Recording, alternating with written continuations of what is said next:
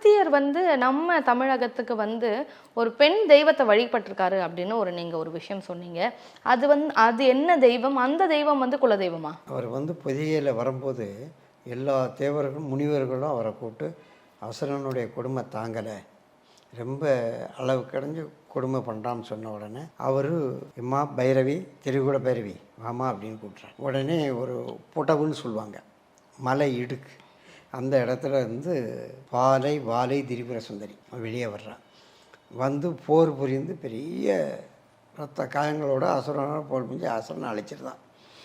அழைச்சிட்டு உட்கார்ந்துருக்கும்போது அவன் மேல்கள்லாம் அந்த முள் குத்தி ரத்தம், அந்த ரத்தம் வடிகிறத பார்த்தோன்னே தாமிரபரணி என்ன செய்தா, பொங்கி எந்திரிச்சு அந்த மலை பள்ளத்தாக்கு வழியாக நேராக அந்த இடத்துல வந்து விழுந்து மேல்காலில் அந்த இருக்கிற ரத்தத்தை புறம் கழுவி துடைச்சிட்டு கொண்டு விடுதான். இதை பார்த்த தேவர்கள் நமக்கு கிடைக்கக்கூடிய ஆகுதிகளை இந்த அசுரம் அழைச்சிட்டு இருந்தான், இன்றைக்கி நமக்கு அவங்க அழிவு காலம் வந்துருச்சு, அம்பாள் வந்து அழைச்சிட்டா அப்படின்ட்டு அவன் மேலே மஞ்சளையும் சந்தனத்தையும் கரைச்சி அப்படியே தூறாங்க. இது சித்திரை பௌர்ணமி அன்னைக்கு நடந்துச்சு. இன்றைக்கும் இந்த கலியுகத்துலேயும் அந்த மஞ்சள் மழை அந்த சித்திரா பௌர்ணமி அன்னைக்கு அங்கே பெய்யும்.